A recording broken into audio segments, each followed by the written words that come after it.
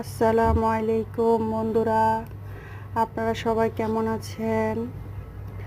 আজকে আমি রান্না করব, ভাজি করব। কালকের কিছু বেঁচে রাখা ভাত ছিল, সেগুলা দিয়ে ফ্রাইড রাইসের মতো অনেক ভাজি করব। ভাত ভাজিও বলতে পারেন বা অনেকটা ফ্রাইড রাইসের মতো দেখতে হবে, তাই বাসা থেকে কিছু সবজি নিয়ে নিলাম।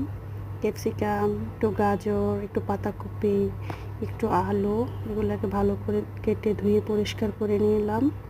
আর নিলাম পেঁয়াজ কুচি, রসুন কুচি আর কাঁচামরিচ কুচি, সাথে একটা ডিমও দিব। তাই প্রথমে কড়াইটা বসিয়ে দিলাম। এবার কড়াইটা গরম হওয়ার পরে একটু তেল দিয়ে দিব। তেলটা গরম হওয়ার পরে তেলের মধ্যে দিয়ে দিব কেটে রাখা রসুনগুলোকে একটু ভেজে নিব। এবার দিয়ে দিব কেটে রাখা পেঁয়াজ আর মরিচ, এগুলোকে ভাজার পরে দিয়ে দিলাম একটুখানি হলুদ আর 1 চা চামচ লবণ। এগুলা নেড়ে মিশিয়ে তারপরে দিয়ে দিব কেটে রাখা আমার সবজিগুলা, যে সবজিগুলো আমি কেটে রেখেছি। চাইলে অন্য কোনো সবজিও দেওয়া যায়, বাসায় যে সময় নর্মালি যে সবজিগুলো থাকে সেগুলো দিয়ে ভাজি করা যায়, এটা অনেক মজা হয়। এগুলাকে কিছুক্ষণ ভালো মতো সিদ্ধ করে নেব তেলের মধ্যে ভাজা ভাজা করে। কিছুক্ষণ পর পর নাড়া দিব, লো আঁচে রান্না করব। এবার একটা ডিম দিয়ে দিব, ডিমটা ফাটিয়ে ভালো করে সবজিগুলোর সাথে ভাজা ভাজা করে নিব।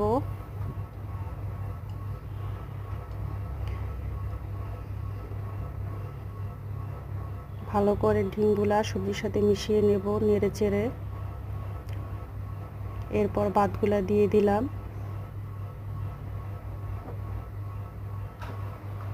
ভাতগুলা দিয়ে ভালো করে সবজিগুলোর সাথে মিশিয়ে নেব।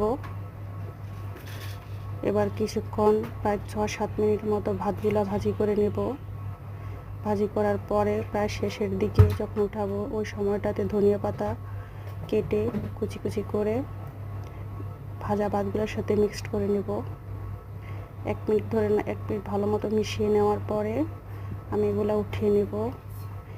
এবার সবার ইচ্ছা মতো এগুলাকে পরিবেশন করতে পারেন। দেখেন, বলেন তো কেমন হয়েছে আজকের ভাত ভাজা, বা আপনাদের কার মতে কি ফ্রাইড রাইস কেমন হয়েছে বলুন তো। অনেক মজা হয় এভাবে যদি আপনি ভাত ভাজা করেন। বাসার ভাত ফেলে না দিয়ে এভাবে ভাত ভাজি করলে সকালবেলা নাস্তা সুন্দর হয়ে যায় বা অনেকটা মজা লাগে।